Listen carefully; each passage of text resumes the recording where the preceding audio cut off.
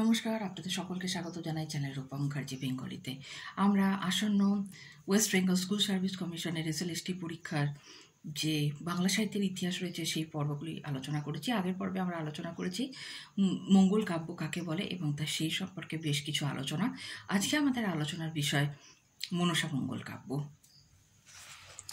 মনসা মঙ্গল কাব্যের উদ্ভব আলোচনা করুন। মনসা মঙ্গল কাব্যের উদ্ভব চৈতন্য পূর্ব যুগে। চৈতন্য জীবনীকা বৃন্দাবন দাস তার চৈতন্য ভাগবত গ্রন্থে চৈতন্য আবির্ভাবকালের পটভূমি প্রসঙ্গে নবদ্বীপের সমকালীন সমাজ সম্পর্কে লেখেন, দম্ভ করি বিষহরি পূজে কোনজন, বা দেবতা জানেন সব ষষ্ঠী বিষহরি। এই বিষহরি হলেনই দেবী মনসা। তাঁর মাহাত্ম্য নিয়ে রচিত হয়েছিল অসংখ্য মনসামঙ্গল কাব্য বা পদ্মপুরাণ। মনসা অনেক নামে পরিচিত, যেমন কেতকা, পদ্মাবতী ইত্যাদি।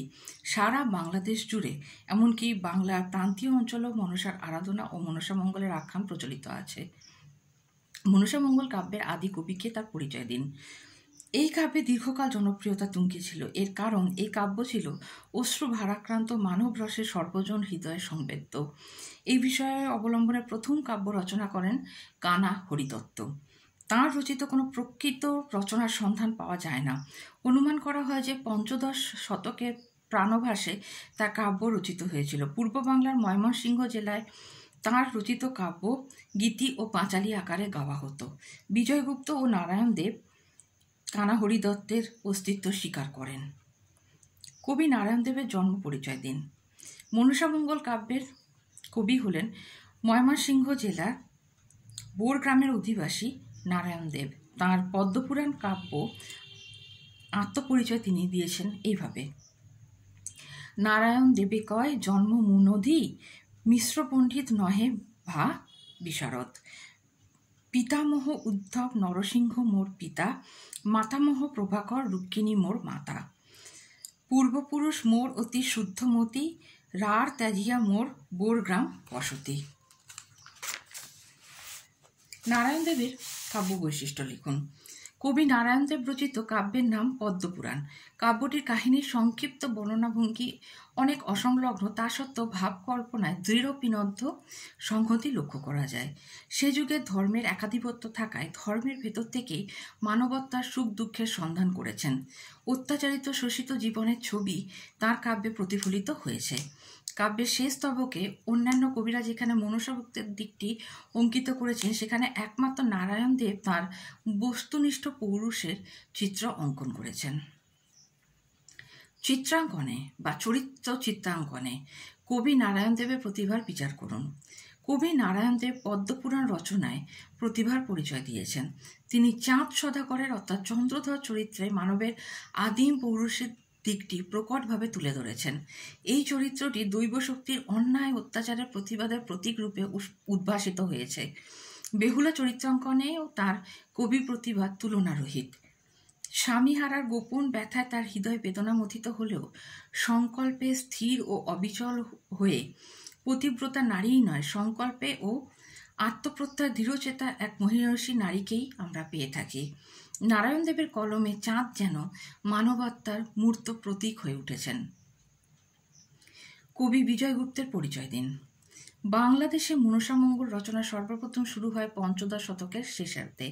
সে সময় যে কয়েকজন শক্তিশালী কবির আবির্ভাব হয়েছিল তার মধ্যে বিজয়গুপ্ত হলেন অন্যতম। বরিশাল জেলার ফুল্লশ্রী গ্রামে বিজয়গুপ্ত জন্মগ্রহণ করেন। তাঁর আবির্ভাবের সঠিক সন তারিখ পাওয়া যায়নি। বরিশাল থেকে বাংলা 1303 সালে প্রথম বিজয়গুপ্তের পদ্মপুরাণ মুদ্রিত হয়।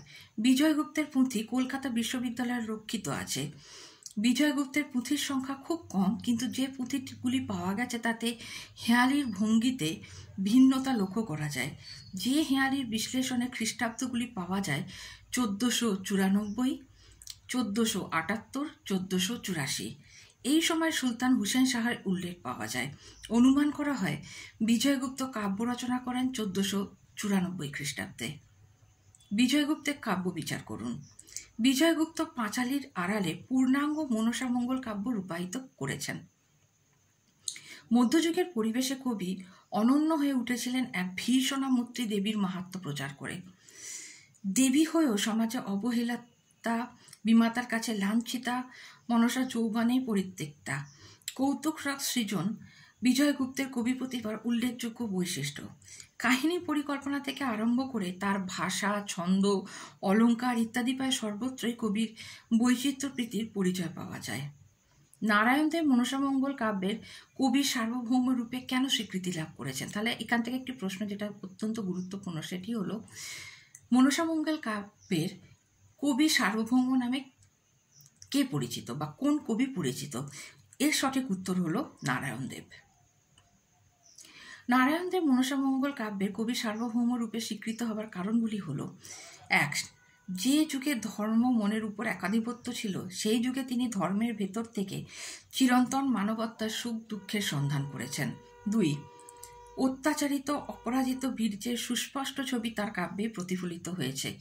তাঁর কাব্যে বর্ণিত চন্দ্রধরের চিত্রাঙ্কনে কবি তার জ্বলন্ত পৌরুষে ছবি এঁকেছেন। চরিত্র সৃষ্টিতে তিনি অসামান্য। বিজয়গুপ্তের মনসামঙ্গল কাব্যের জনপ্রিয়তার কারণ কি কি? বিজয়গুপ্তের মনসামঙ্গল কাব্যের অন্যতম শ্রেষ্ঠ সার্থকতা এর চরিত্র চৈতন্যের নৈপুণ্যে।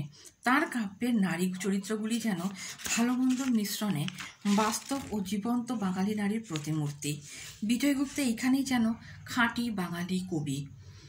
গ্রাম বাংলার মানবীর সার্থক রূপায়ণ তার কাব্যের বৈশিষ্ট্য। এটাই কবি বিজয়গুপ্তের জনপ্রিয়তার প্রধান কারণ। আজ আমরা বেশ কিছুটা আলোচনা করলাম মনসামঙ্গলের বিভিন্ন কবি ও তাদের রচনা এবং সেই রচনা বৈশিষ্ট্য সম্পর্কে। মনসামঙ্গল একটি বড় অধ্যায়, তাই পরবর্তী পর্বে আমরা আলোচনা করব মনসামঙ্গল কাব্যের দ্বিতীয় পর্বে আরও অন্যান্য কবি যারা রয়েছেন এবং সেই কাব্যের কী কী বৈশিষ্ট্য পাওয়া যায় তা নিয়ে। দেখা হচ্ছে পরের পর্বে। আজকের মতো বিদায়। ভিডিওটি ভালো লাগলে অবশ্যই লাইক, শেয়ার, কমেন্টস করবেন, চ্যানেল সাবস্ক্রাইব করে পাশে থাকবেন। ধন্যবাদ, নমস্কার।